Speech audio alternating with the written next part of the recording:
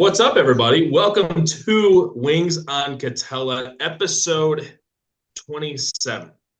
As we mentioned before we came on, there are some notable 27s in Anaheim sports history. If you're unfamiliar with us, we are Wings on Katella. We represent the Sporting Tribune, and we talk about sports in the Orange County region, among other things. So I'm going to put everyone to the test. It's our normal panel. Zach Cavanagh covers the Anaheim Ducks for the Sporting Tribune. Thomas Murray covers the Los Angeles Angels for the Sporting Tribune. And Jack James, super utility man, now on Kings coverage as well, but we won't talk about that for the Sporting Tribune. So quick question for you guys. Who was the player to wear number 27 between Vladimir Guerrero and Mike Trout for the Angels? I was just looking at this, so I know the answer. I was going to say, can you do it without looking it up? I looked it up when before we even started recording. Between Vlad Guerrero. So let's have how many years was that even? One. 1 year? Oh, God. And I think it's you and I graduated. Literally the year. Like, there's only 1 year separating Trout and Guerrero. Yeah, and I'm pretty sure it was the year you and I graduated high school. It's like 08? No. Pitcher? Oh, thanks, man. Appreciate that. Pitcher or fielder? God, I don't even know. I have to look it up. I don't even know what this guy was. What year? He was an outfielder. He was an outfielder. That's right. He wasn't out. It's not Peter Borges because he was 25, right? Yeah, he's 25. Nope. And this guy I think he was only an Angel for 1 year. How many games did he play? I don't know if he hardly any. Probably career, like not a lot. Yeah. Sheesh, hardly any. He played like 40 or 50 games with the Angels, I think. Okay. You guys aren't gonna figure this out. Oh, he did play 149 games in his career. Stunned. Shit. I could give you all of this. He played left field and first base. He played for the Minnesota Twins.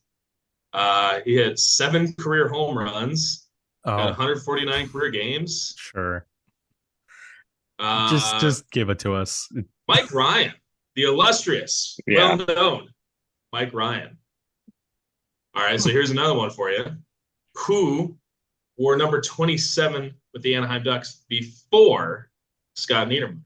I have this literally pulled up on my screen, so I do too. I had the same thing. 20. I didn't look this one up. 27 before Scott Niedermayer. So two guys wore it in the same season. Was that 03, 04? 04. Yeah. 04. Just 04. It lists. They're man. One of them you would know. One of them you won't. Okay. One of them. I know. He was a different 20. He was an assistant coach with the team for a minute. Coached. He is coming the up Santa on Margarita Eagles. Wait, he coached the what? Santa Margarita high school team. He shares a name with a very, very important person coming up. Also played for the Kings. Yeah. Oh, this is gonna piss me off because I know like. I'm gonna be real honest. I don't even know how to pronounce the other guy's last name.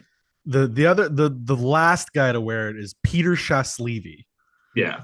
And the guy before him is Craig Johnson. Oh yeah, that's right.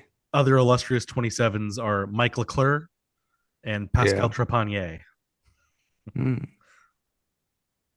But yeah. In terms of the Angels, the other illustrious 27s, Leon Wagner, one of the original Angels. Isn't he the first 30 homer season in Angels history? I think so. Yeah, that's what I thought. Bubba Morton, Tony Salaita, Freddie Martinez, Don Sutton. Apparently Darren Erstad for 2 years. Yeah.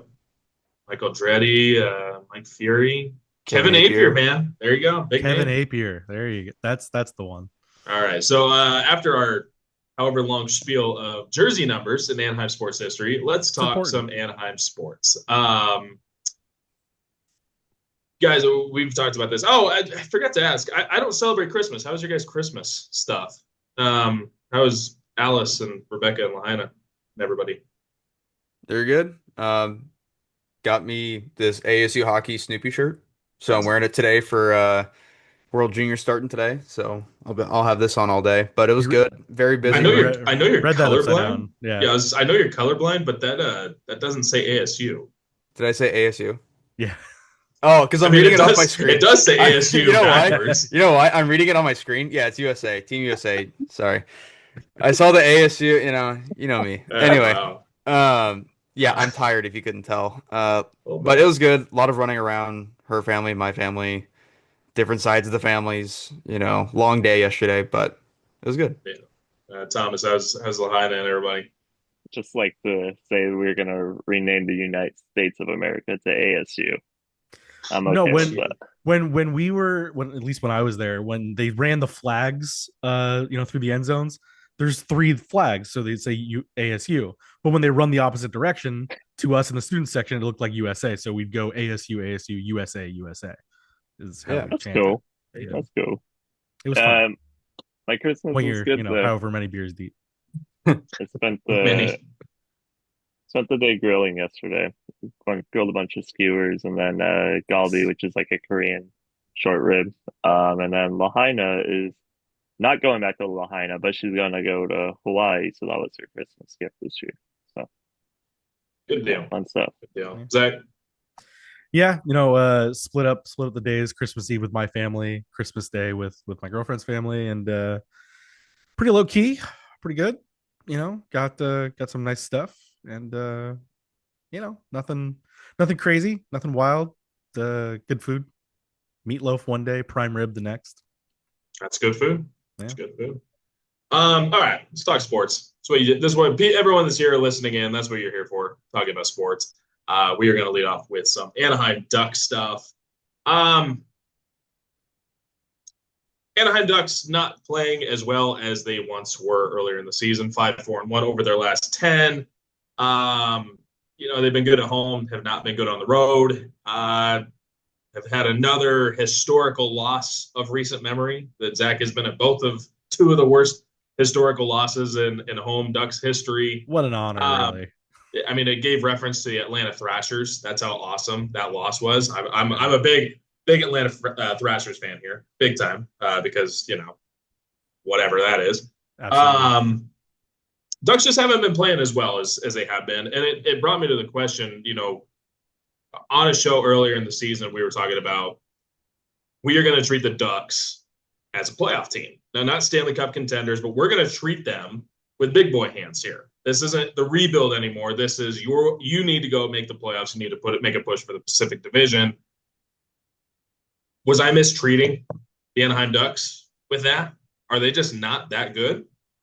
And that's open conversation at this point. I don't think that's a mistreatment. I think it's that's the thing is they're not playing badly. They're not, my thing that I keep repeating is in my post games and things like that is I'm continually impressed by their ability to not let these losses tumble into losing streaks. At most, they're losing they've only lost consecutive games 4 times this season. And so they got off to that hot start. After the 7-game win streak, they were 11-3-1. In the 22 games since, they are 10-11-1. So they are very much an up and down team. They aren't stringing together big winning streaks, but they're not rolling into these big losing streaks. And it's just a weird thing where on the wins, they look pretty darn good. They look like a really good hockey team. They're giving up a lot of defensive chances, yes, but they're able to still put the puck in the net and get good goaltending, and they were doing enough. And then some of the losses are like, why can't this team just score anymore? And what is happening? The power play across the board is just dead. But I don't think they're not bad. They're just inconsistent. And I think that's what you're going to get out of a young team that is giving up a lot of defensive opportunities, that you're going to have these ups and downs. As long as they can turn the corner here at some point and show some improvement. The thing that's helping them out is that the rest of the division particularly is just not pulling away. Horrible. You can just say it. They're bad. Vegas has 3 games in hand, so they could pull away a little bit. Vegas and Edmonton all have 44 points on top of the division in the 3 playoff spots. So they're not out of it. They haven't tumbled back down into the middle with everybody else. So that's a positive that they're still kind of right where they are. They're tied on top of the Pacific Division after Christmas, which is still, You mentioned it though. I mean, you and I have talked about it. I don't know if I've talked about it with Jack and Thomas. The San Jose Sharks scare me as a team that has nothing to lose, and they literally have nothing to lose. So they're kind of intimidating in my mind.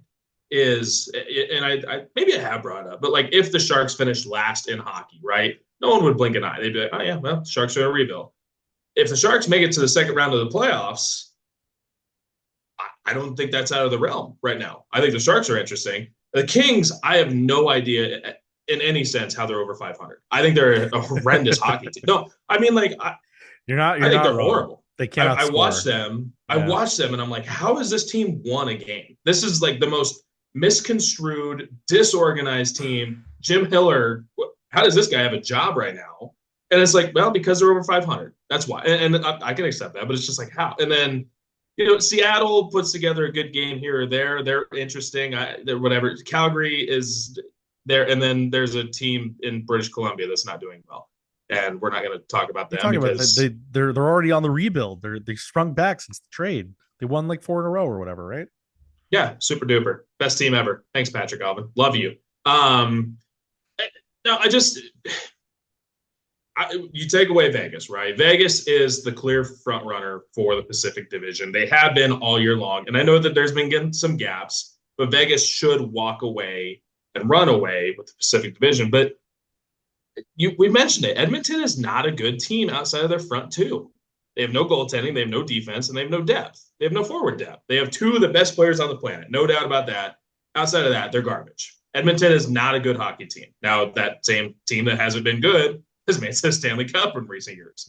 But that doesn't mean anything. They're a bad team. So Anaheim has a perfect time to go be a number 2 spot. But they keep playing these crappy games, man. They're losing, 8-3, 8-2, 7-0. It's garbage. And the thing that I view about it, and Jack, I want to get your thoughts. Thomas, I want to get your thoughts as well, because Zach and I could go ramble on for hours about this. But there's no killer instinct on this team.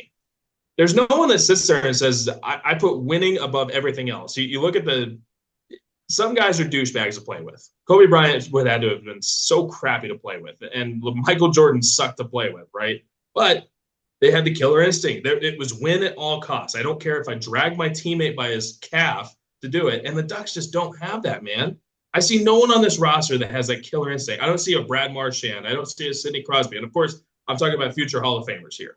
But Ryan Poehling is the guy that has the most killer instinct on this team. You need someone that wants it. I just don't see this team wanting it. I don't know if you guys agree with me at all. I think what we're seeing is just a product of what happens when you build one of the youngest rosters in hockey. There's going to be highs, there's going to be lows, and to like what Zach said, like to their credit, they're not making it higher. They're not making the highs higher than they should be. They're not making the lows lower than they should be. They're staying pretty even keel, which is impressive for such a young group. I mean, this is a roster that's over a year younger than the NHL average. I just had it pulled up. Their average age is 27.3. The league average is 28.7 years old. You look at like the average, or not average. You look at the prime ages of a player. It's like between 26 to 30. You'd say that's their prime years. Yeah. The Ducks have 3 players in their prime age: Ryan Poehling, Troy Terry, Jansen Harkins. So everyone's either younger, or you get the guys like Alex Killorn, Radko Gudas, Chris Kreider, Granlund. They're reaching their mid-30s, and their best players are the young players. Their best players are 20, 21, 20 years old. 18, 19. Yeah, Beckett's 19. I mean, like, realistically. Yeah. The only guy I've seen that has a killer instinct at all, in all honesty, is Beckett. Yeah.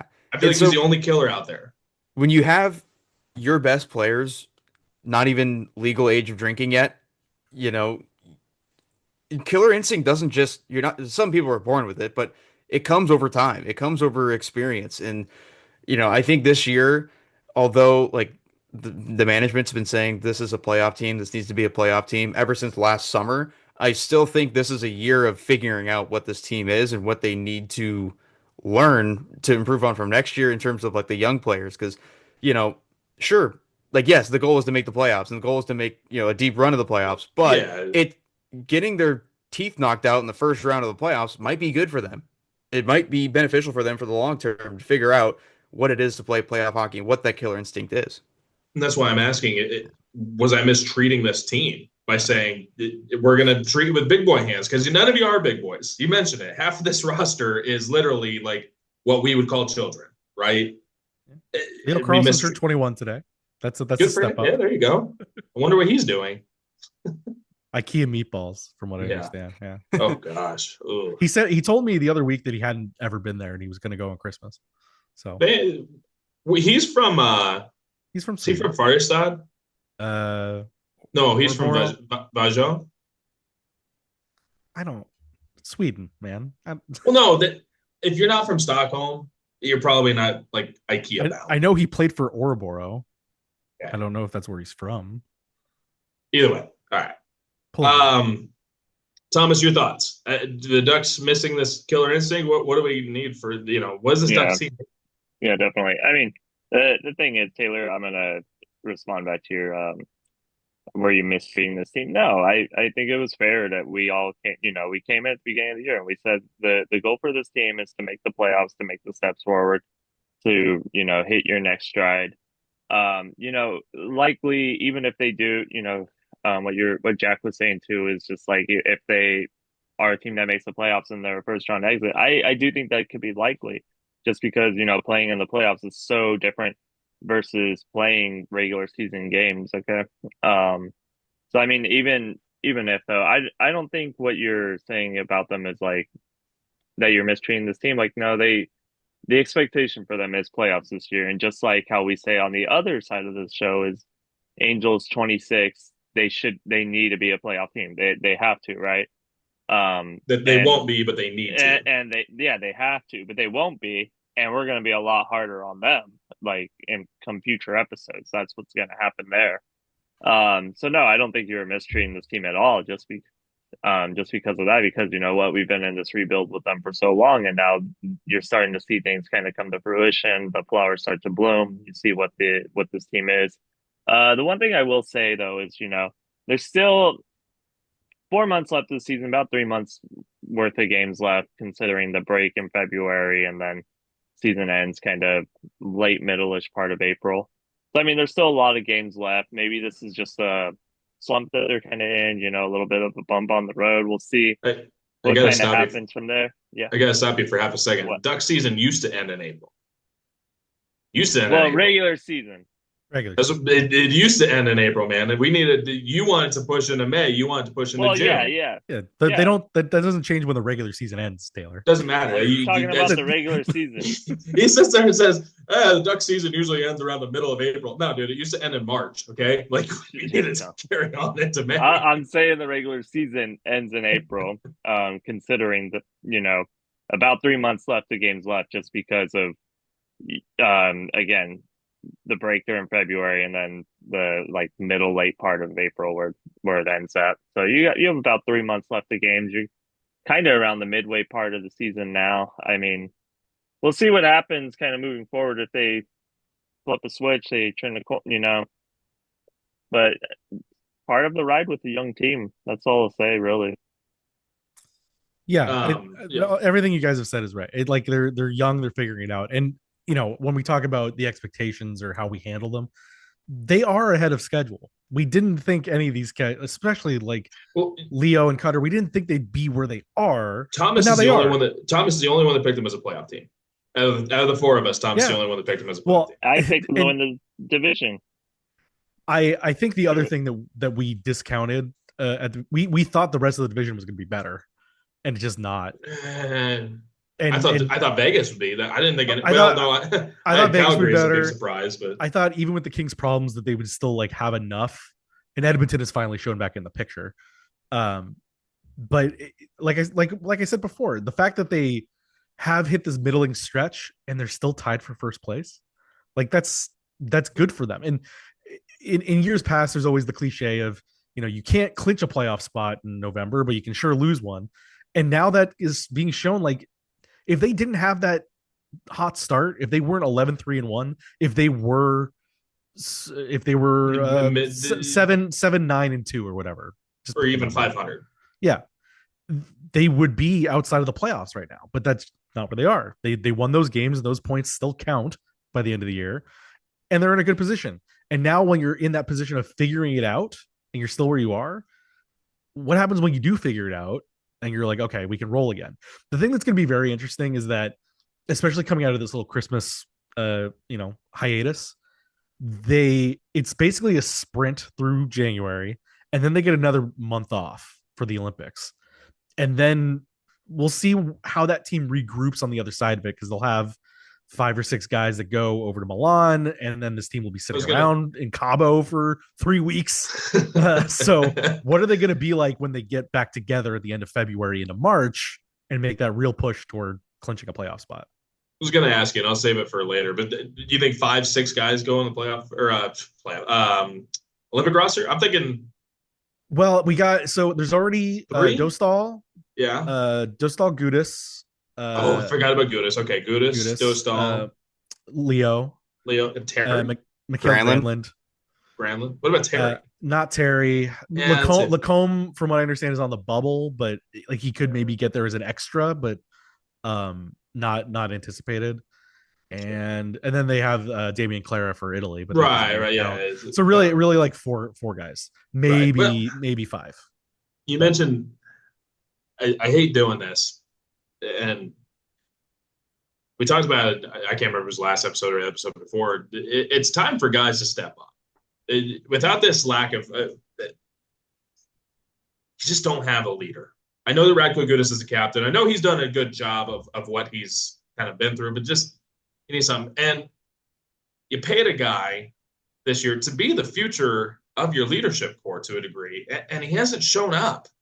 I think Jackson Lacombe has been abysmal this year. And I'm going to use that word. I think he's been bad. He's been really bad. And I know that he's had some good stretches, but I think he's been bad. And Frank Vetrano has been non-existent. I know that Mikael Granlund started picking things up recently. I was going to say that if he ends up with 50 points this season, 10% of his points came in one game, which is not a good thing to have. But he started to pick it up. But you have guys that you're paying as part of what's supposed to be your leadership group that are just non-existent or bad on the ice. I looked at the metrics just now. Frank Vetrano, not as bad metrically as I thought he'd be, but still bad. He was certainly worse at the beginning of the year. I think Frank's thing is that he got paid off of years when he was given a bigger role, and now that role is diminished. And in that role, he's just not.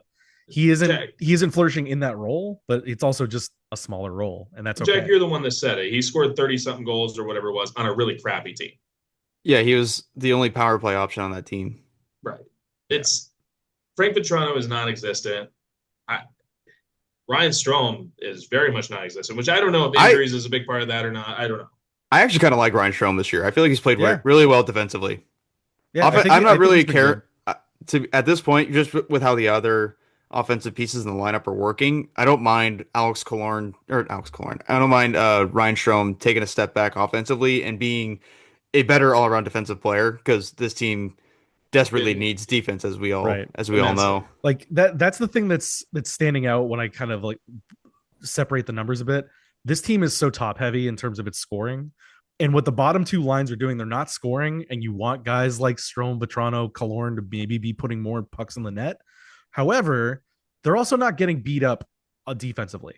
And so for them, it's sort of a win to just not be scored on when they're on the ice. And that does enough to sort of hold over things to let the offensive guys figure it out. And now during the stretch, the offensive guys aren't figuring it out as well, because the rush game's getting plugged up. The power play has, as I said, just absolutely stopped working. And I don't know what to do there. I think we've gone through a decade of trying to figure out how to fix the Ducks power play. It has nothing to do with the coaching. It has everything to do with the players on the ice executing or not. And they're just not right now. So that's a different thing altogether. But I think things are trying to sort themselves out a bit. And I think trying to judge this team as like trying to make a playoff run, like what are they missing? What do they need to fix right now? Or God, they're a failure. I think they're still in that learning process. Anything above making the playoffs this year is pure gravy.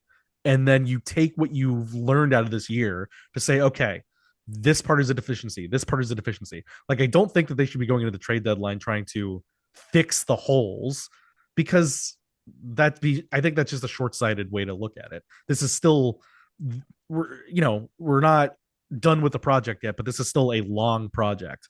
that You don't think you can is fix close your to being hole? done, but You don't think you can fix your holes on short term without getting rid of Mitkov and I mean, no, I mean, what are you no. going to do with Tristan Luno at this point? Luno's actually had a kind of a rough go in San Diego this year Well, in and terms that's of what I was going to his point say. production, but There's a few guys, you talk about this team needs defensive help. I'm looking at the roster. Ryan Carpenter, I know, is not. He's never been a guy, right? Ryan Carpenter. He's also not a Ducks prospect. Oh, is he? Did he finally get released? He's a gull. He's He's a, just a gull. Sign him to a AHL contract, man. He's a defensive specialist. They have Ryan Poehling and Jansen Harkins. They don't need and you've got Ryan Carpenter. You've got Tim Washy. I think Tim Washy is a guy you've got to explore bringing up to get some goal scoring at the bottom of the lineup. Sam He would have the Nesterov. same role as those other guys. He's not making it. I think. Why do you have Harkins on a team that's going to go that you're planning on putting on playoffs? Why do you have Harkins? I love Ross Johnson. Yeah. Why do you have Ross Johnson? Why do you have Jansen Harkins? Ross has played very well. He has. I'll compare to Ross Johnson standards. Right, but I've been talking about it with the guys in the press box. I don't know what the hell Nikita Nesterenko has to do to get back in the lineup. Yeah, I don't know why he's not playing. Nesterenko to upgrade. Upgrade from Vetrano. For what? For trade Luno, Nesterenko, and someone else to improve your third wing. Yeah, I mean, if Frank Vetrano's non-existent, find someone that's existent. Yeah, I think anything. Find a body that can skate.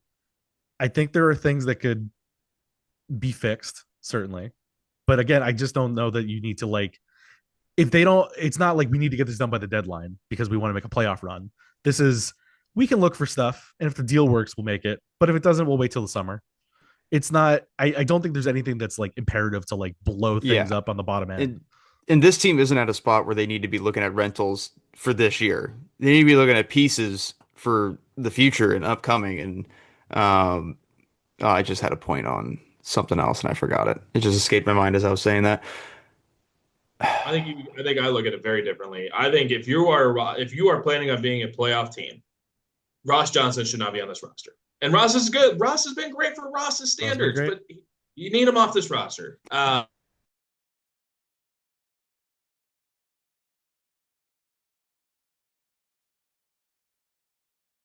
I don't have a problem with having Ross on the roster. I just don't think he is a plug-in. He's a plug-in when you need him type.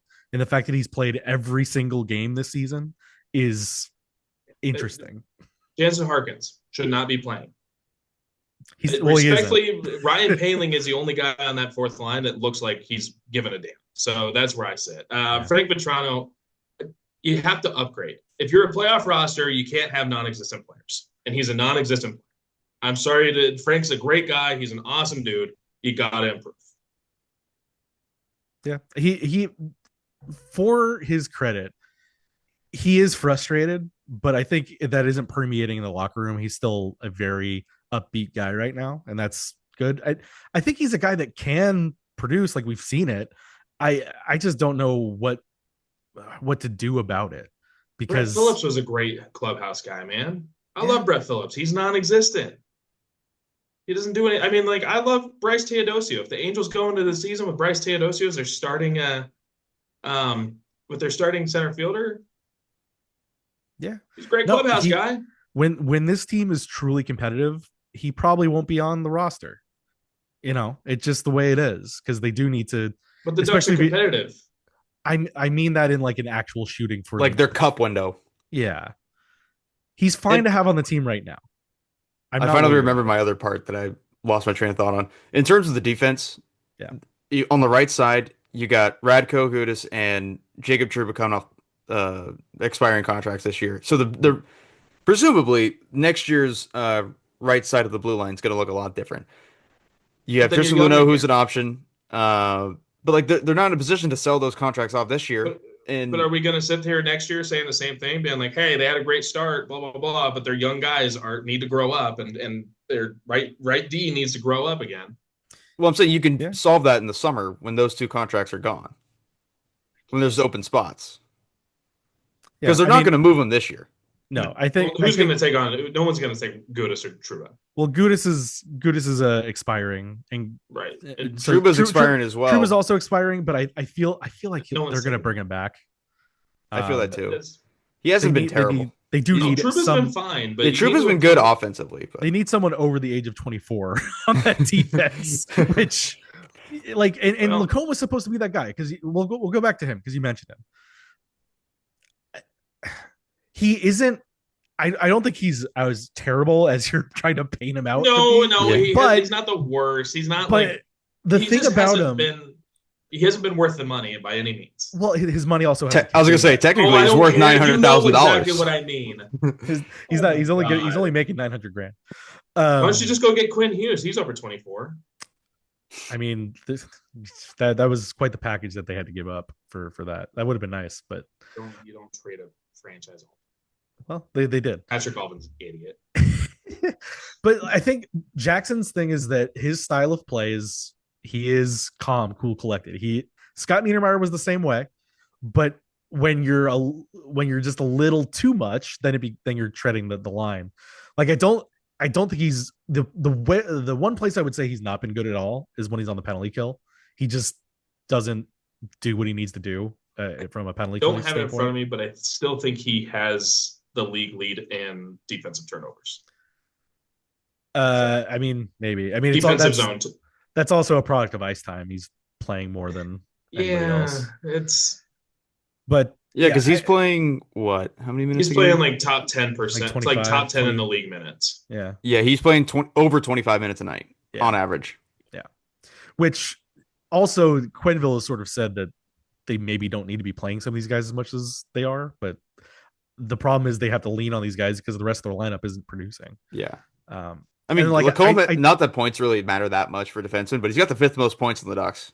Yeah, he's got points. He scored a couple goals. I don't think he should be quarterbacking the top power play unit. I think that needs to change also. Was it you I was talking to? Well, go ahead. Sorry. No, just I think he's a guy that doesn't have the personality like you're looking for of like the take hold type. Mm-hmm. And I think that he's not. I think that lazy. Lazy is not the right word, but sometimes it's like Garrett Anderson. Garrett Anderson was called lazy because he was just so naturally. He was quiet. He just went about his business, did his business. People are like, he's lazy. It's like, no, he's just that good. And when you play with the play style like he does, where it's so calm, so cool, so collected, that it almost feels like your mistakes get more exaggerated because it looks like you're not trying. Like, look at Mason McTavish. Everyone loves Mason McTavish. He's one of the worst defensive players in the NHL right now. But because he plays with his hair on fire, no one really notices it. How many times do you see Mason McTavish miss an assignment or, turn it over in the neutral zone, creates an odd-man rush the other way? Those kind of get swept under the rug when you play with, your heart in your sleeve and you're fiery and you're mixing it up with guys and all that. That's just not Lacombe's game. And so when he makes a mistake, it looks like, oh, you don't care. You're not trying. When in reality, that's just the way he plays. And I know this is just one site, but Evolving Hockey has the player charts and all that. Everything on his player chart looks, I don't know about $9 million, but it's good. He's got everything grades out well, both offensively and defensively. So I think the turnovers is just a product of ice time, and I don't know. I would like to see that on a rate basis. Let's see if I can find that on a rate basis. And the other thing that we're missing here too, Jack, is I think a lot of the Ducks' defensive problems are because of the defensive efforts of the forwards, not the defensive efforts of the defensemen. Yes. And so when you put some of those numbers on Lacombe, he's the guy that bears the brunt of that. But I don't think it's always his fault when it comes to things like that. Especially some of those turnovers come when they're trying to clear the zone and the forwards are flying the zone, trying to get on the rush. And so you chip it out and it doesn't get all the way up there because the forward is not where he's necessarily supposed to be. And then that's a defensive turnover on Jackson when it's not necessarily his fault. This is a concept. He does need to be better overall, though. I will say that. Like he could stand to be more assertive. I think I got it. This isn't specific to which zone, but this is turnovers per 60 minutes. I think this would be better if this was in zone. Where do you find the in zone? Is that I had it on Money Puck had defensive turnovers. defensive zone turnovers. Yeah. But either Either way, way. as you guys are pulling that up, if you guys want to, I have a concept, and it might be a little psychotic. It's very like youth league hockey development, very much so. Find a game against Calgary, which you haven't played Calgary yet, but find a game against Calgary, find a game against Vancouver, find a game against just crappiest teams, right? You've got 4 forwards aged under 22 or 23 or 24, whatever it is. They're all offensive-minded forwards, right? You got Zellweger, you've got Mityukov, you've got Jackson, and you've got who am I missing? Moore, Hallison, The other one more. Lacombe. Cone. Either way, whatever. You've got a wide group of offensive-minded. I mean, particularly Zellweger, Mityukov, and Jackson, right? Offensive-minded. I sit there and I tell them, for the first 2 periods of this hockey game, I don't want you in the offensive zone. Like I said, it's psychotic youth league development, right? That is a Greg Cronin take from Taylorblakeward. Give me Greg Cronin on this, man. I sit there and tell those 3, just one of them, one per game, and say, I don't want you setting foot in the offensive zone. I don't want to blade over that. I can almost guarantee you he told them that at some point last year. That's fine. I was gonna say, and it was the same as Trevor Zegras playing defense without a stick. Yeah. Wow. Right. So Zellweger, I think Zellweger's been, if not the best, one of the best defensemen on the team all year. So I don't put that on him. And Mintyukov, I feel like the last week or two, his defensive game has really stepped up in the last stretch here. And in turn, his offensive game has come with it. And that's sort of what all these guys say is your good defense begets good offense, and you sort of flow out of that. The thing that we're going to run into is that this is a young team. There will be ups, there will be downs. It is all about riding those waves. And I think the team is doing a very good job at it. I think Joel Quenneville is doing an expert job of aside from a couple of these big losses in the last month, we can go up to him, and if you aren't asking him about the game specifically, I don't think you know if the team won or lost based on like if I just showed you a clip of a press conference. Because Joel has been surprisingly even keel. Yeah. So again, I'm curious to see how they come out of the break here. I think these next couple games, LA, San Jose, are like, here you go. Here's an opportunity to beat a couple more division teams and separate yourself a bit. Well, and you and I have talked about division-wise, they have given as many points as they've taken. That's the whole division, yeah. It's just when you're playing teams that you're going to be playing or fighting for a playoff spot, you gotta jump. You gotta friggin' jump.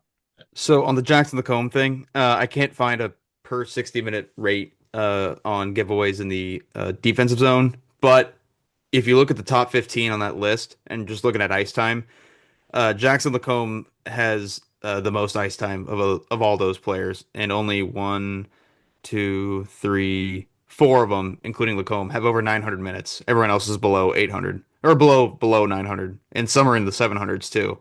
So I really need to.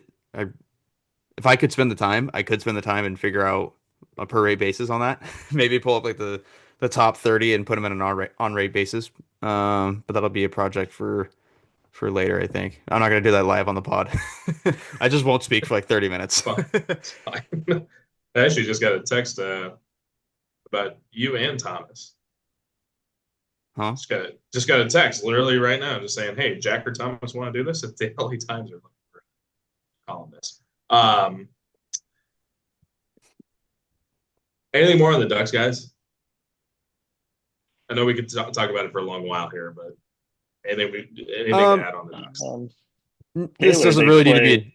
Oh, go for it, Thomas. Sorry, I was just going to say, Taylor, they play in Calgary and Vancouver at the end of January. So yippee! What an exciting time in life! Oh my goodness! Just wanted to let you know that. Thanks, man. Yeah. Thank dude. Anything for Appreciate you. it. Yeah, no problem. Yeah, great job. Anything more on the Ducks, guys? Yeah, this doesn't have to be like a big talking point. Just an observation I made earlier, talking about playoff picture and stuff like that.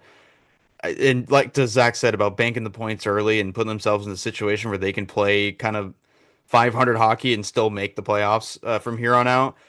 I mean, you look at the Western Conference. really, Well, like let's just say that, Edmonton continues to be one of the hottest teams in hockey, and, bull rushes their way like they do the last 3 years, 4 years, whatever. And let's just say the Kings somehow leapfrog the Ducks and put the Ducks as a wild card team.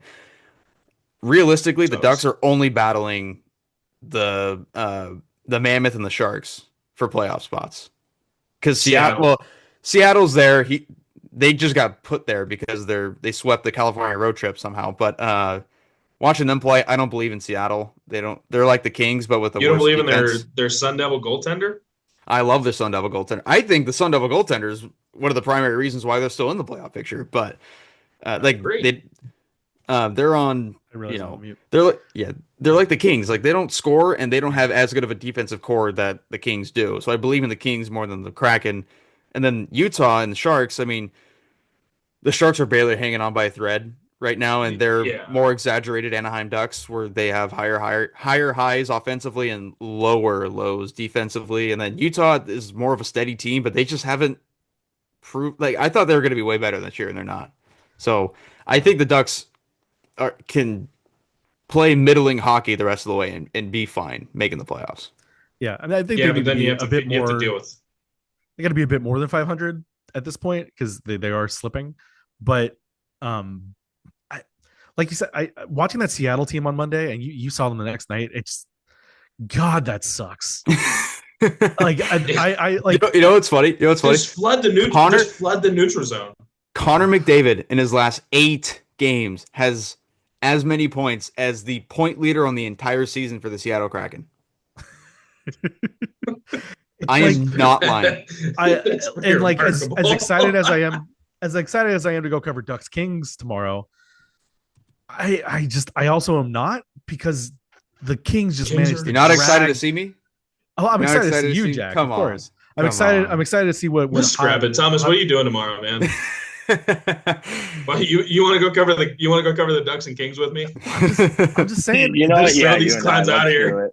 Watching the Los Angeles Kings play hockey is a painful exercise. It's awesome. Really tough. Like you said, I don't know how Hiller is still in a job. Like, especially after the last week. I know, but like, I know. No, I'm serious. I feel the same way. That's why Quinn Byfield has 2 goals in like 30 games. He's been terrible this year. Kopitar has a goal in his last like 15. It's bad. Yeah, Kopitar is passed. Dowdy and Kopitar, they're done, right? But the fact that you can't get Byfield going. He's been terrible. You want to know why Jim Hiller has a job? Because Adrian Kempe's on that roster. It's the only reason whatsoever. Adrian Kempe has kept the Kings afloat. Same way that Connor McDavid has kept the Oilers. Now, different degrees, as Jack just mentioned.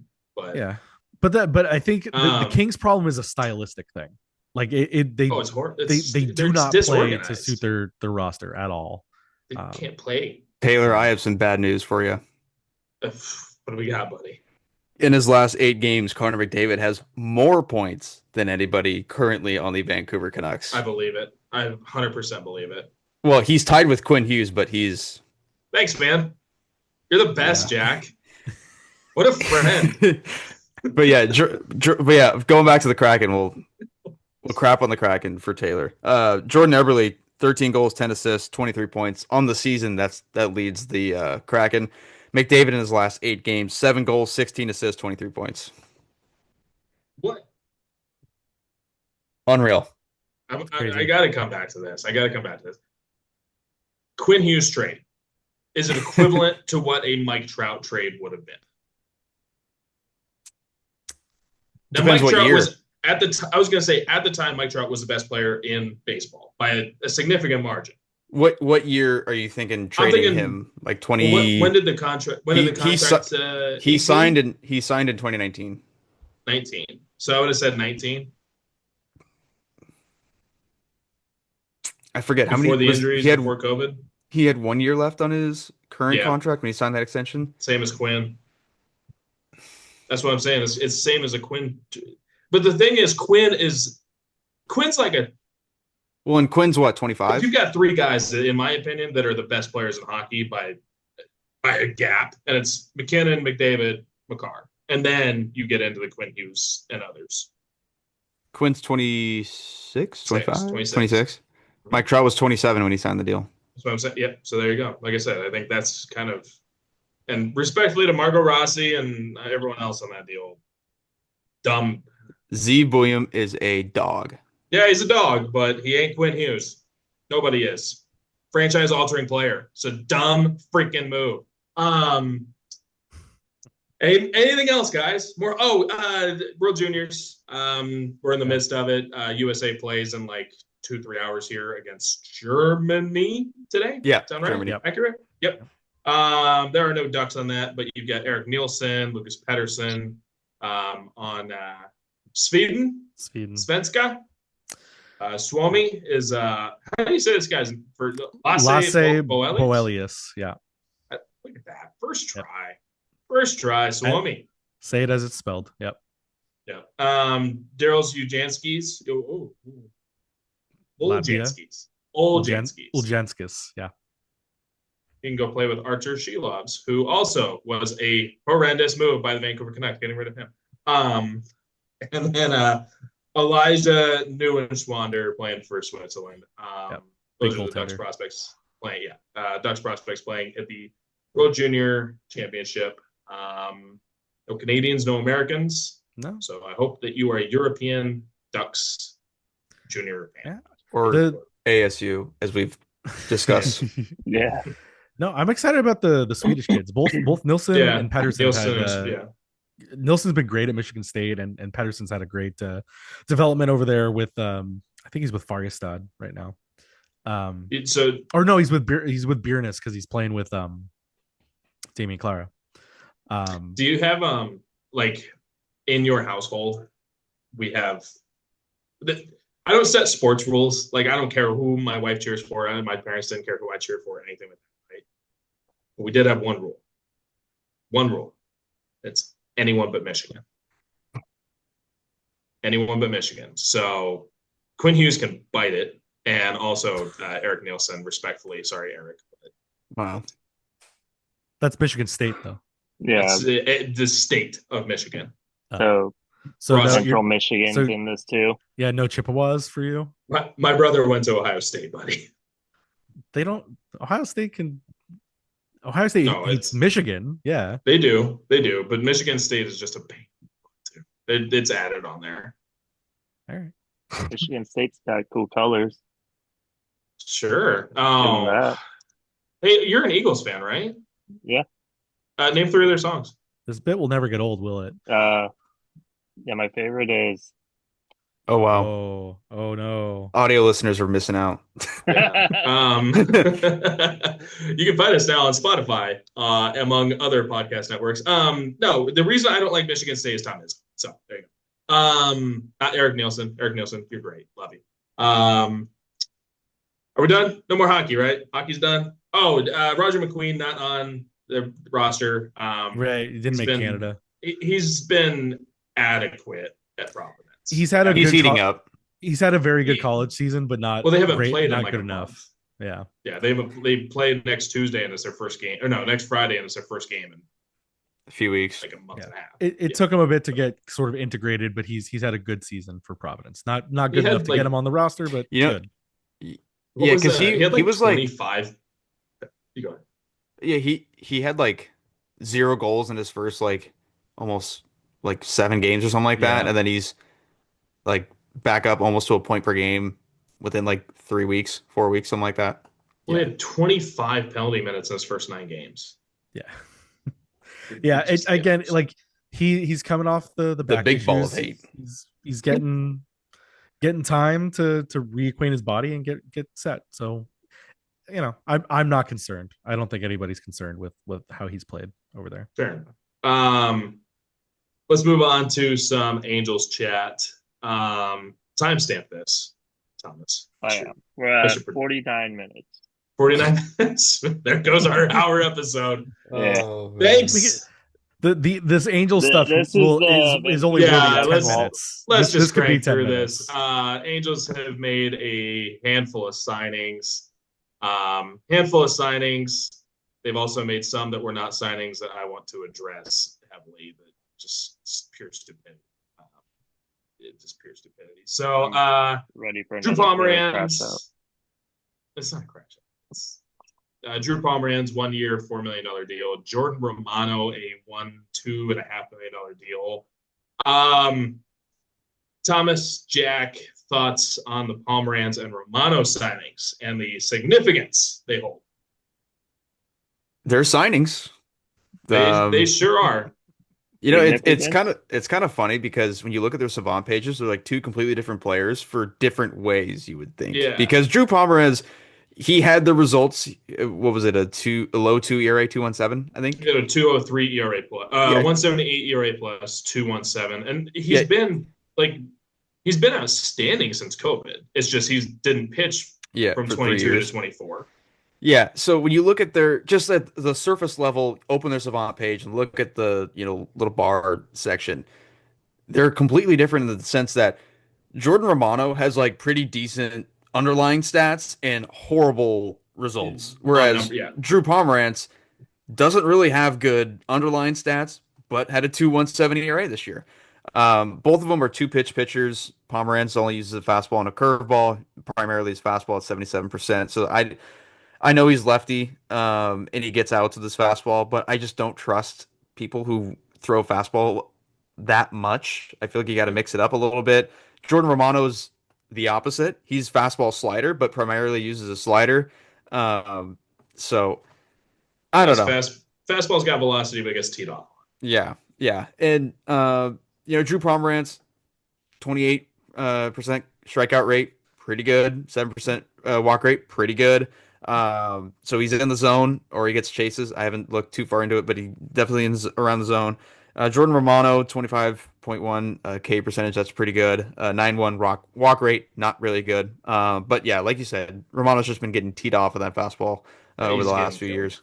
He's been horrible the last 2 years on paper. On paper, he's been terrible. I'm curious if this is what it costs to get a pitcher, though. You look at the Alek Manoah signing, right? A little under $2 million for Alek Manoah. I wonder if it costs $2-3 million to get a pitcher at this point. We talked about it in past episodes. Pomeranz at $4 million, he could perform when you're paying that kind of money. If you get any sense of a performance around league average over a somewhat extended period of time of relief, I think it's fine, right? Pomeranz, Romano. Now, Perry Minasian did say that they have already explored. They've talked to him about tinkering with some grip changes on his slider, so they have an idea with Romano already. I think the comment that came out, the biggest one is, we won 73 games last year. We need to take some risk, right?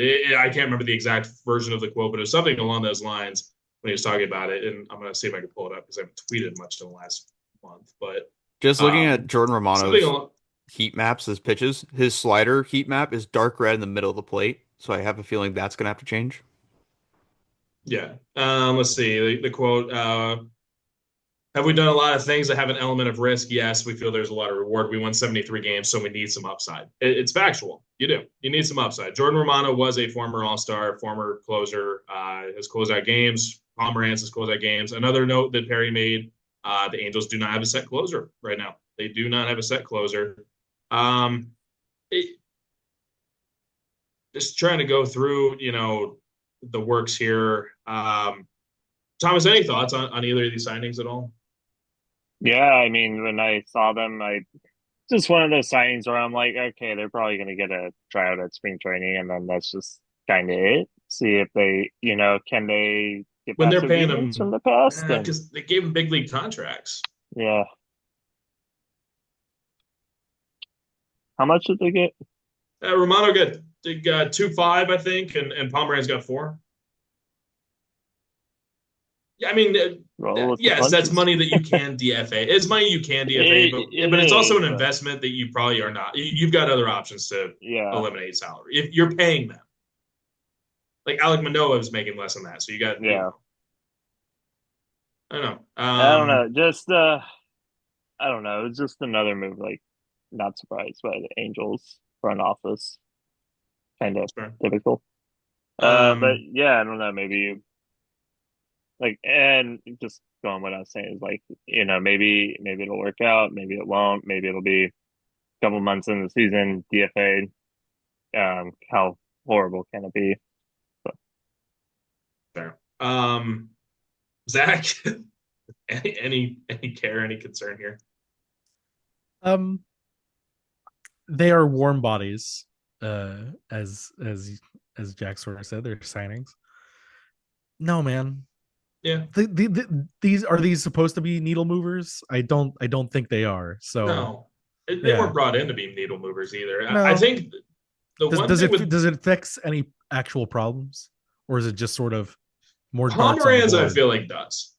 Pomeranz does because you did not have any lefty depth with relief, and we brought it because it was Brock Burke, and then after that it was Sammy Natera Jr., Angel Perdomo, Dylan Phillips would have been the fourth guy. Do any of you know who Dylan Phillips is? I mean, respectfully, you're right.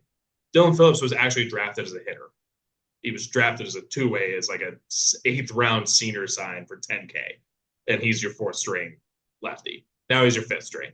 You kind of needed a lefty. You're going to need another lefty, I think. In all honesty, you're going to need another lefty off the market.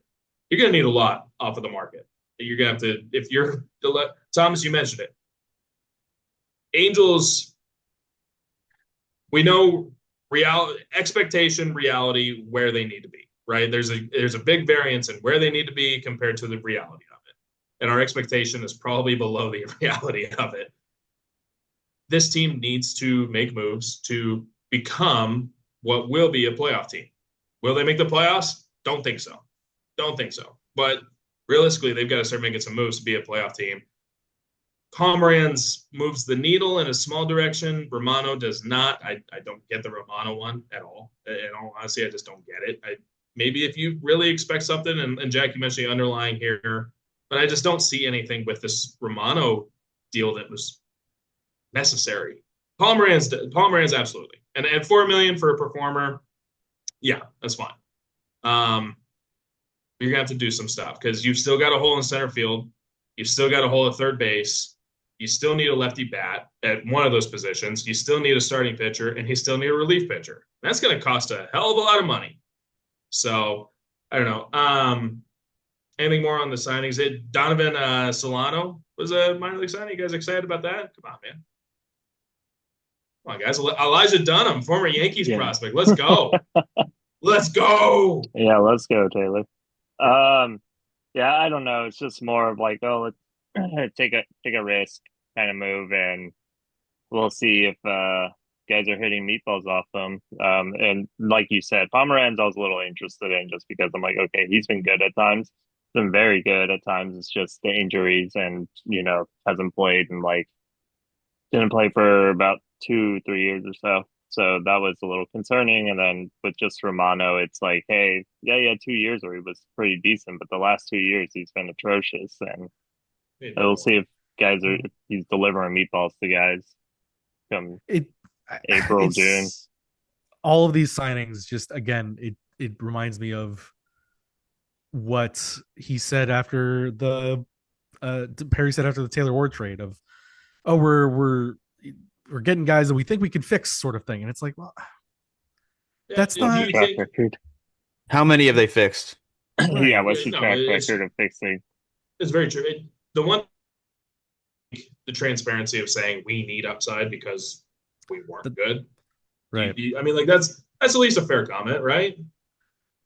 Yeah, but you need guys that are you've been asking for transparency. Right, but here's the thing.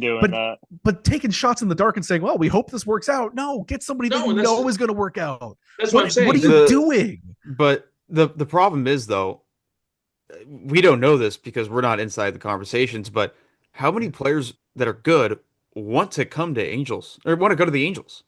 Yeah. They haven't won in over a decade. Well, they have shown no signs of putting together a competent baseball team. They haven't signed a free agent, and that free agent has exceeded expectations and worked out really well in quite some time. I mean, there's some smaller case by case basis. You're talking big. But in terms of the big money contracts, that hasn't happened. Yeah. So what would the appeal be besides sunshine, palm trees, and Newport Beach? Yeah. Well, and that's what I mean. Don't forget In-N-Out. No, Anaheim Ducks playoff games. Yes. I want to touch on that because I've been wanting to touch on this for a few episodes. Is you have two guys that are perceived in certain ways at the top of the market on both fronts, the pitching market and the hitter market. Kyle Tucker is viewed as this, prolific all-star. And no doubt, when he's been on the field, he's been one of the best players in baseball, right? Kyle Tucker requested a trade out of Houston. And then he goes and tells Chicago after he's like, oh, yeah, Chicago's great. And he tells Chicago, no, I'm not resigning. There are some closed-door stuff that very Anthony Rendon-like, man. I don't know and people question it. Does Kyle Tucker like baseball? I think Kyle Tucker's a mistake at this point. If you go sign him, you don't know if you're going to end up with an Anthony Rendon deal or if you're going to end up with some superstar. I don't know. Now, Framber Valdez is on the other spectrum, is perception. This guy's a problem because he crossed up his catcher, right? He's a problem because he's done this. Framber Valdez sent a 30-minute video to every team.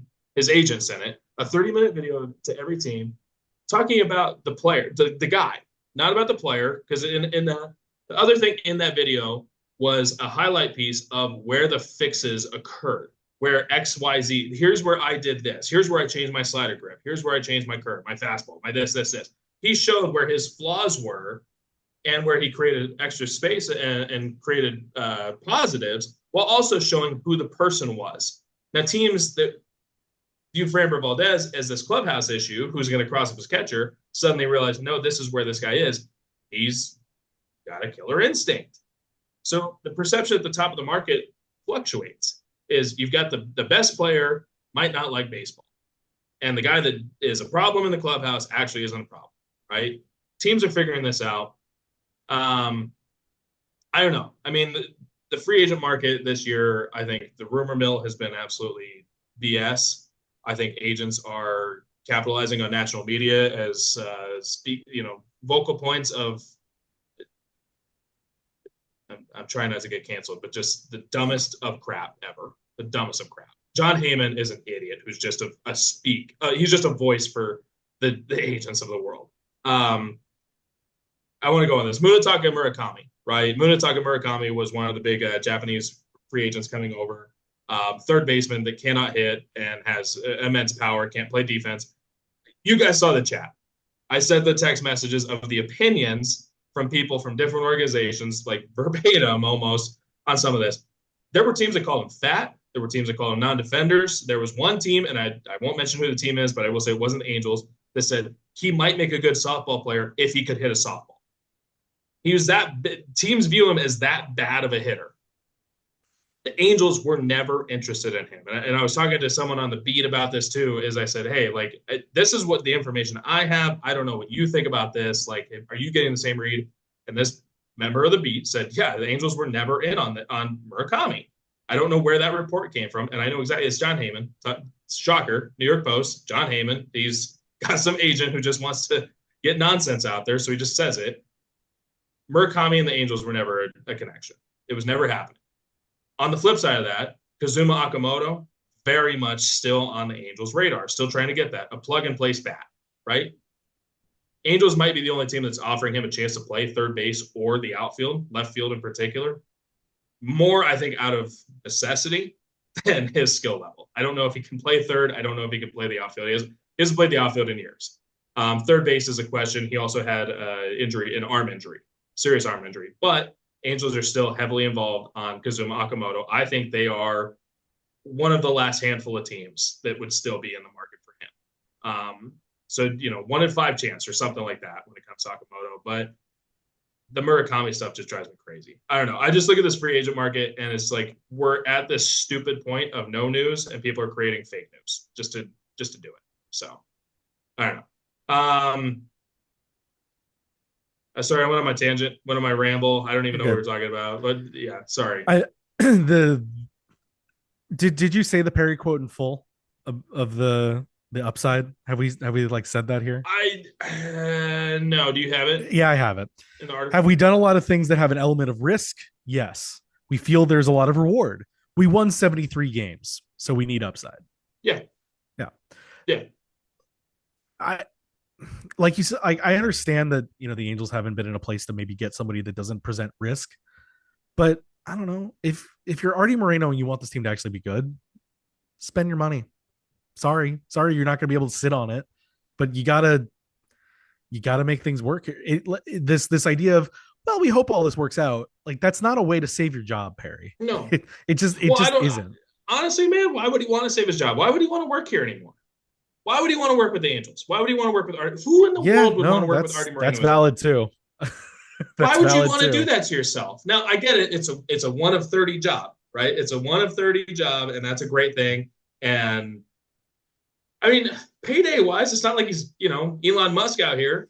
Like, I mean, yeah, he's making good money, but he's not making that kind of good money to put himself through that. So no, Perry's doing the job. That's why I come back and maybe I defend Perry, right? Maybe I come back and I defend Perry, but I just say, this guy's handcuffed, dude.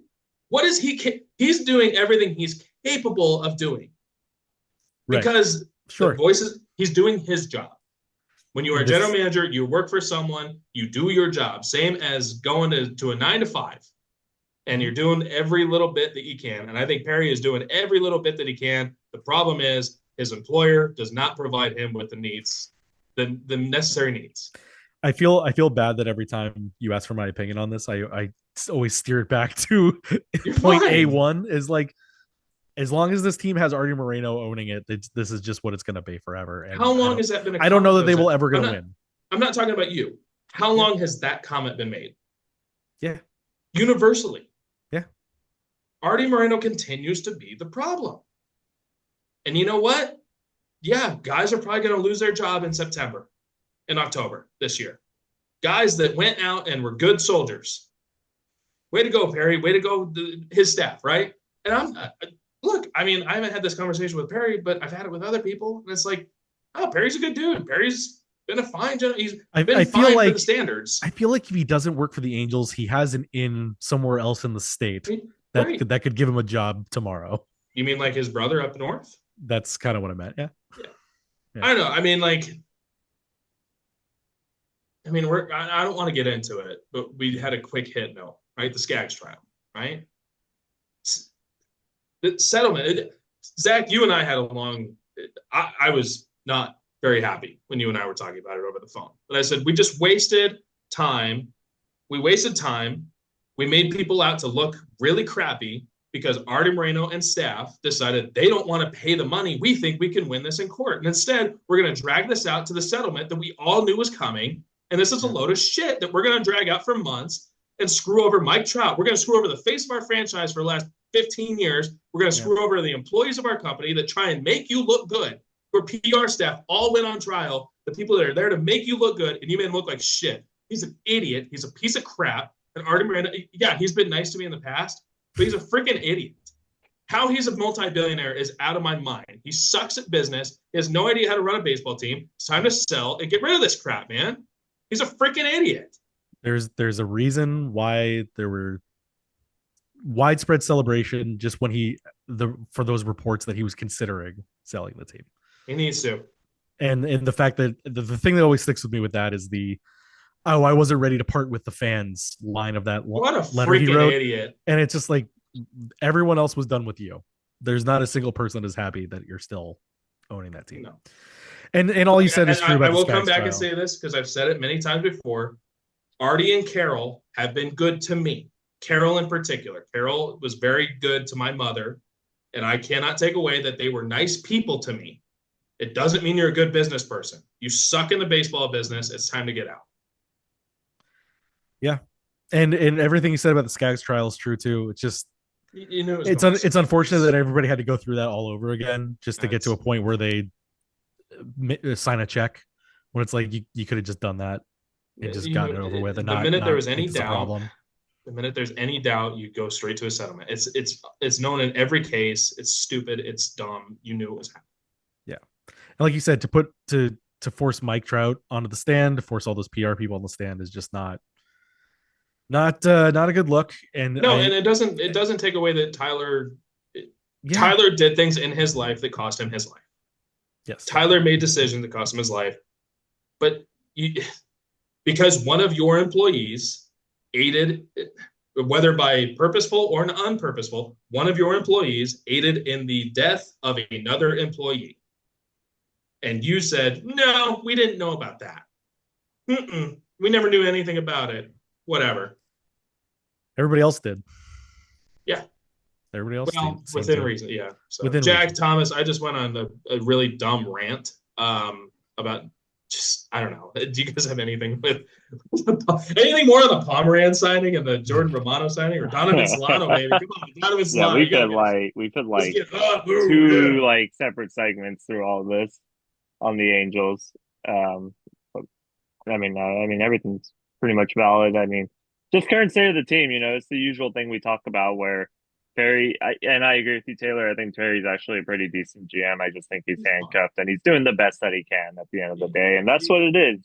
And unfortunately, he's going to take the fall for it come October, and people are going to, when they hire a new guy, people are going to get delusional that, they're going to be pretty good next year, and it's just going to be the same cycle over and over because this is how it was during the BLeav days. I mean, think of it at one point. The Angels lineup featured Shohei Ohtani, Albert Pujols, Mike Trout. Couldn't make the playoffs. If you couldn't make the playoffs with that, you're not going to make the playoffs with what you have now. And it's reasons that lie above even the GM. I want to make a quick correction. I said Donovan Solano. It is Donovan Walton. My apologies. Different former big league. So my apologies on that. Jack, any thoughts on what's going on with the Angels, man? No, you guys have pretty much said everything. Yeah, I felt like sorry, excuse me. I felt like the settlement could have been handled a lot sooner than, right before the verdict was going to get read or that day or something like that. It's unfortunate. And, you mentioned putting Mike Trout and all the PR people, and that's not to mention all the other people that were that took the stand and testified in court, whether it be former players like CJ Crone, Mike Morin, I believe. I think Cam Bergersen was on there as well. Blake and Parker. Also Blake Parker, and also the Skaggs family, his wife, his mom, his dad. It was just a crappy situation where it seemed like everyone that took the stand was made to look like a bad person. I wanted to be a lawyer when I was a kid. When I was a kid, I wanted to be a lawyer, and I just not all lawyers are bad people, but the majority of them are. That's what we saw in this case. I mean, that's unfortunately the nature of the job. Like, you have to do that to win your case. So, like, I don't blame the lawyers for doing their jobs. It's just, it's a crappy situation. And Carly and Debbie are not bad people for looking for compensation over the loss of their son and husband. It's not, I don't know. It sucks. Anything more, guys? Anything more? Taylor, we had 2 crash outs from you today in this episode. It's fine. I can live with it.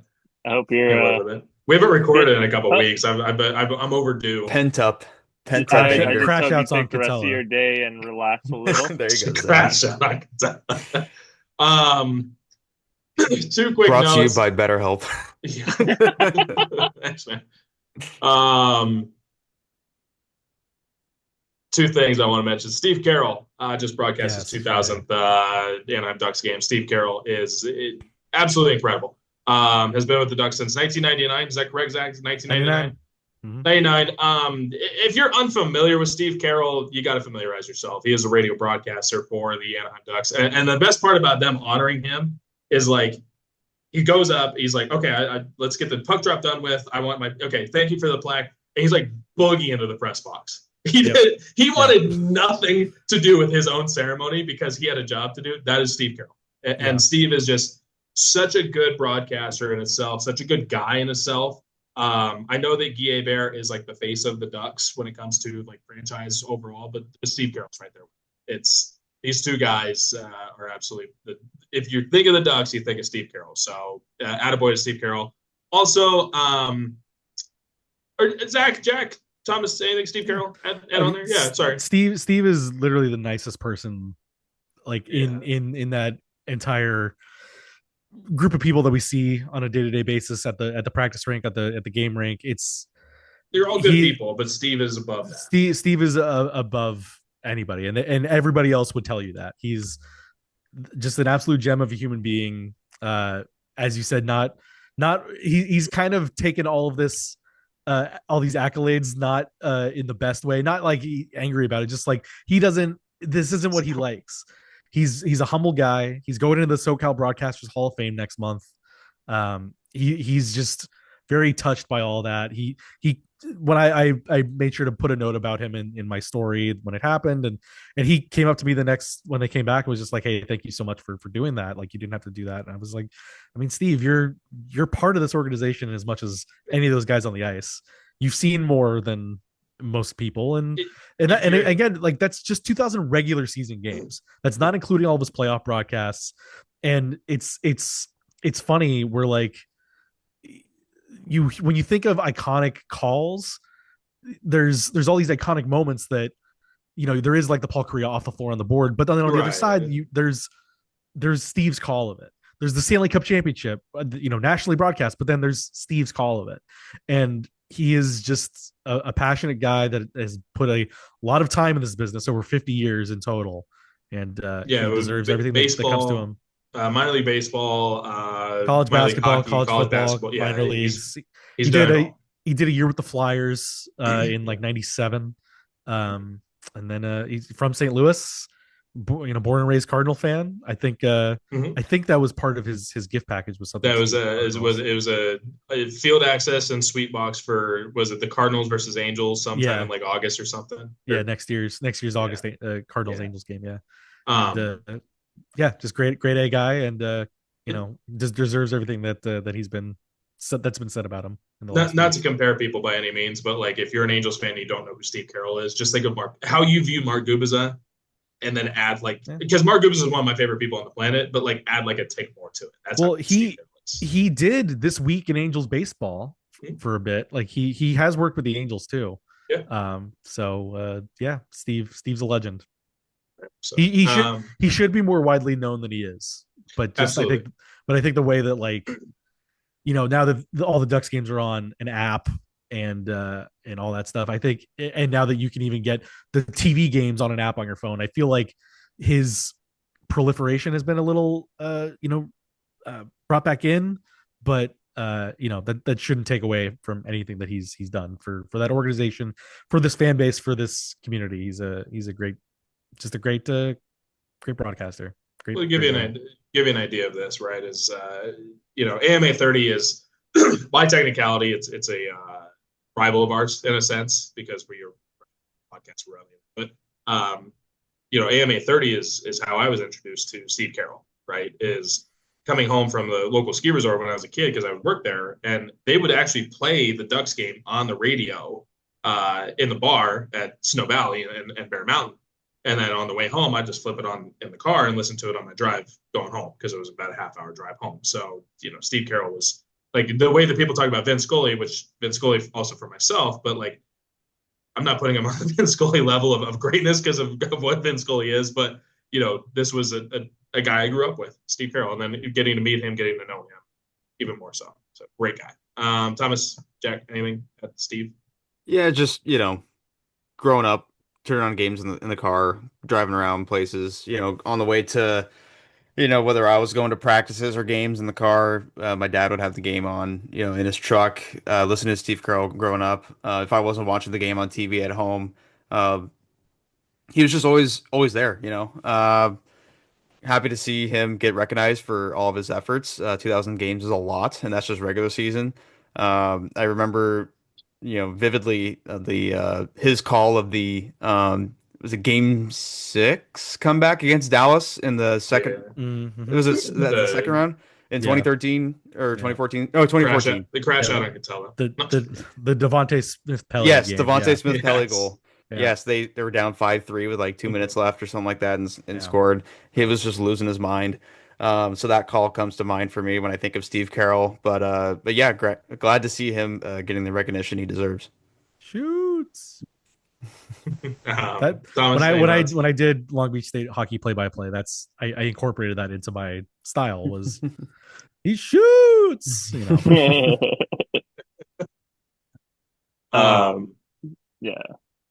I mean, I didn't grow up watching too much hockey. Was saying I watched more when I became an adult, but I think you kind of put it best, Taylor, is like Angels fans. If you love Gooby, love Steve Carell, plus what he's been to city of Anaheim, Orange County, just big hero out here for all sports fans, and especially Zach Appreciate you just highlighting some of the other things that he's done, outside of just Ducks, playoff hockey coverage, other sports, filling in here and there, Angels. I mean, he's a figure in Orange County, and just huge congratulations to him, and it's an awesome achievement, a milestone. Attaboy, Steve.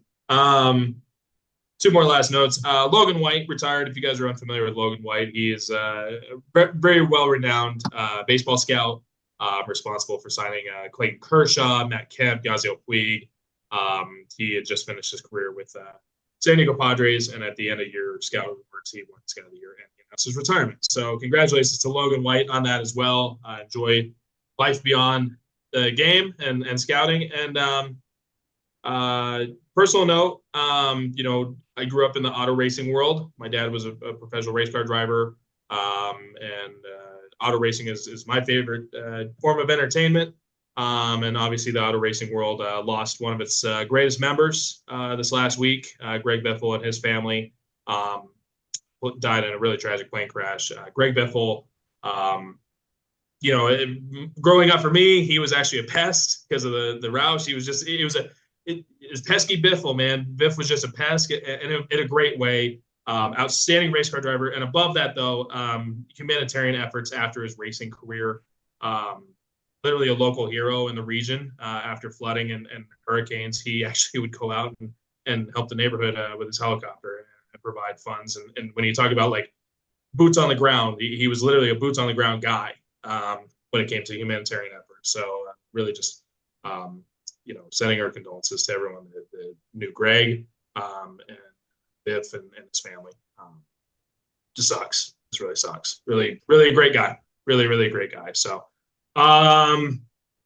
anything else, guys? Those all are quick hits. What we got going on for the weekend? Zach and Jack, I know what you guys are doing tomorrow. You guys are sitting at home because Thomas and I are going to go. Yeah, man, hockey.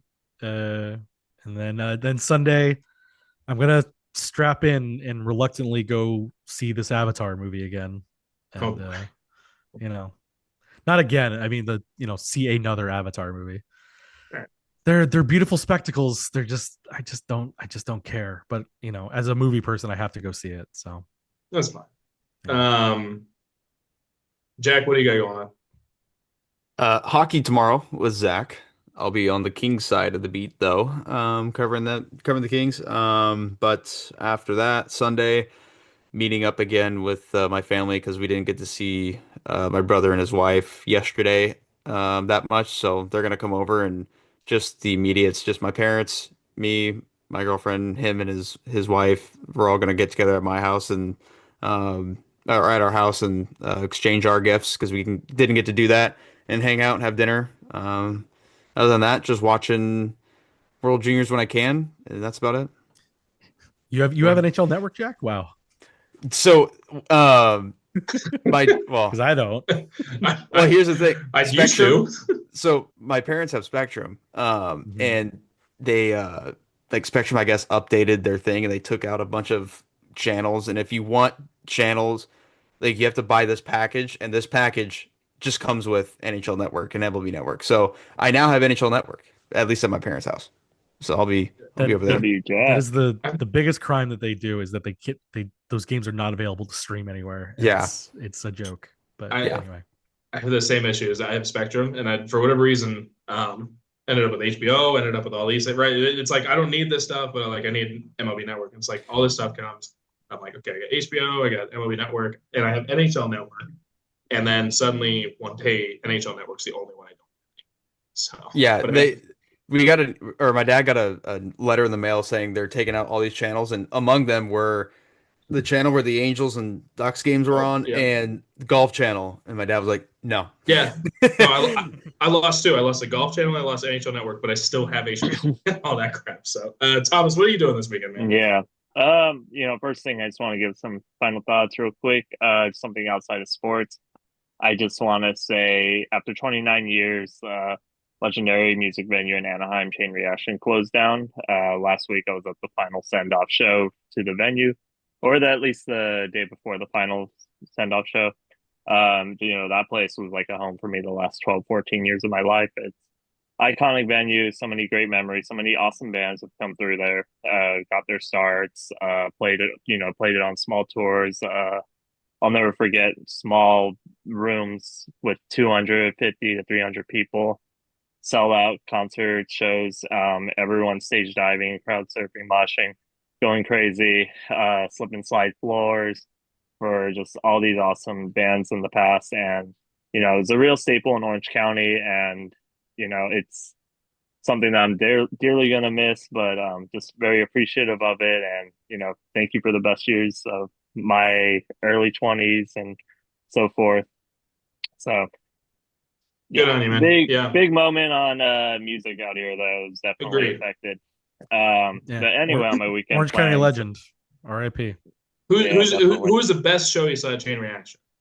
That show Probably not the Eagles. Yeah, definitely Eagles. You know what? One of the coolest shows I saw Turnstile at Chain Reaction, where right before they kind of blew up into what they are, and it was like a record release or tour for Nonstop Feeling. So it was like their first full LP, I believe, and that was crazy. I mean, it was like also like one of my first hardcore shows, so it was like just incredibly like hot and wet in there, and bodies flying all over, people jumping off stage doing like the craziest things you can imagine. So yeah, really cool moments there though. Never forget when I stage dived and I like landed on my head and got a mild concussion that night also. So that's why you're the way you are. Yeah. That explains the Eagles fandom. It wasn't playing football when I was younger. No. You remember my initial question? What? Oh yeah. Follow my finger. Yeah, hold on here, buddy. Yeah. What do you got going on this weekend? Anyway, this weekend. So older brother's gonna come into town. He's supposed to come over yesterday for Christmas to my parents. I was celebrating with my girlfriend's family yesterday, but since he's going to come into town, I'm going to go see him for a little bit tomorrow. And then I'm going to also go do like a dinner celebration thing with some friends in the evening part of tomorrow. So still celebrating Christmas, I guess. There you go. Yeah. And then on Sunday, just going to go watch some football. Have a nice, relaxing weekend. There you go. Probably going to binge watch Stranger Things. I have to catch up. I have not seen the Thanksgiving episodes yet, so I've got some catching. Neither have I. Yeah, I've got some catching up to do. That's when I never started. Stranger Things? What? Yeah. Really? I'm surprised you haven't. I know. It's up my alley, but then like I just got so far behind at one point, and I'm like, it is not worth me like charging through it right now just to get to the end. Like for me, it didn't get good until the last season. Really? It was okay. It's fine. No. Okay. Season 2, and a lot of people like season 2. I didn't really like season 2, but the rest of them were good. Or no, season 3 I didn't really like, but the rest I like. Yeah. I love the last one. Make your show in a timely manner, and then don't make movie-length episodes. Yeah, I hate that. That's kind of why I didn't really watch the newest season right away. All the crap with the writer's strike kind of ruined it. This is homework for all of you. I just graduated, dude. It's okay. It's all right. It's fun homework. I am not a patriotic man by any sense of it. I'm not. I'm not a patriotic guy under any sense, except when it comes to USA Hockey. So, in the next 30 days, assignment for all of you guys: watch Miracle. Get yourself pumped. It's a top 4 movie for me, man. It's top 4 sports or top 4 all time. It's in my Mount Rushmore of films. Good like for you. when I get buried, put that DVD in my coffin. Good on you. Legs feed the wolves, gentlemen. It's a top 10 movie for me. Hey, we might, if we play them 10 times, they might win 9. Not tonight. Not tonight. Tonight, I'm sick and tired. I'm sick and tired. Lower body injury is a hell of a long way from the heart. Candy ass. Candy ass. What'd you say? All those guys could play hockey really well, by the way. Right? No, all those actors were. Yeah, they were brought on because of their hockey skill. Yeah, and partially because of their that's why that movie's great. Which is funny because the guy from Friends ended up being the goalie. So whatever. Yeah. Law and Order New York. What was no? Joshua. Yeah. It's not Josh. No, his name is Joshua. Why doesn't he go by Josh? Because I like Josh. All right, let's get the hell out of here, man. It was nuts. Yeah.